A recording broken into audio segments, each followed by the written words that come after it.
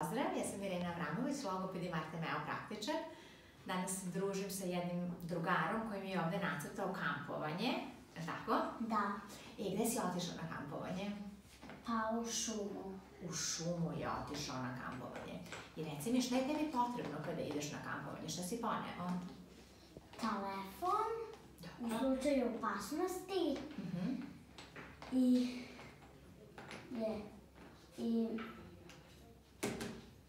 šator gde mogu da spavam. Tako je. A što ćeš da jedeš? Pa meso. Meso si spremio? Da. A kaži mi, na čemu ćeš da ispečeš to meso? Pa na vatri, da sakupim drvo u šumi i da napravim vatru, da stavim drva na gomilu i onda da uzmem šibicu i da zapalim vatru. A čekaj, ti pitam, i onda ćeš da ispečeš meso, tako? Da.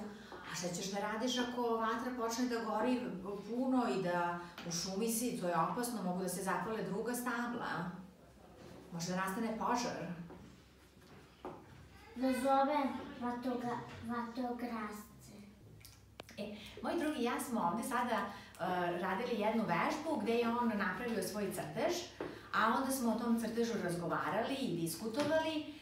I sada to što on napravi crtež, njemu u stvari pomogne da on onda organizuje svoje misli. I on onda ni nema osjećaj da je sada toliko akcenat na tome da on meni treba nešto da objasni, da ispriča, da on sada ima zadatak da svoj misaoni proces pretoči u verbalni iskaz, što stvara jednu dozu opterećenja, naročito kod deca koje imaju teškoće u govorno-jezičkom razvoju, ali i kod dece koje se prosto ne osjećaju sasvim komotno u ulozi govornika, ovo im bude situacija koja bude prosto nekako frustrirajuća.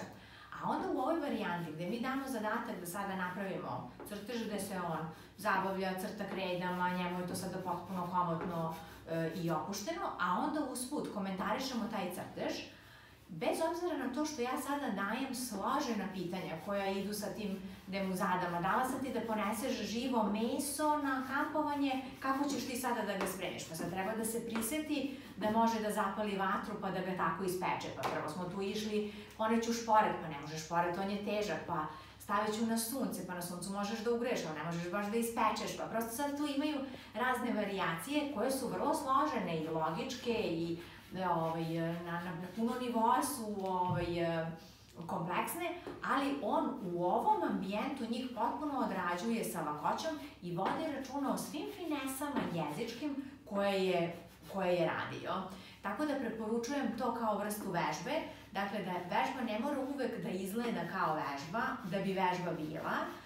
Zapravo moja težnja uvek i jeste da u tretman situaciji simuliram neke životne situacije ili da simuliram neku igru i zabavu ili šta god, da to bude što je moguće opuštenije, a da zapravo negde u pozadini ide ono o čemu mi želimo da radimo i na što želimo da obraćamo pažnju i tako dalje. Sad u ovoj našoj priči mi smo se bili nasukali na onu našu tešku reč vatrogasci, gde se on prisetio da mu je teško pa se blago usporio pa je onda uspeo da je kaže kako treba.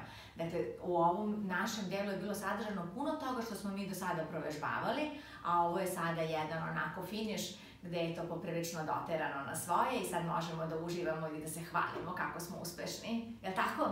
Da. Da. Snimat ćemo i dalje za vas, pratite nas na našim mrežama, YouTube kanalu, Instagramu, blogu, sve je logopediavramović.com. Pozdrav!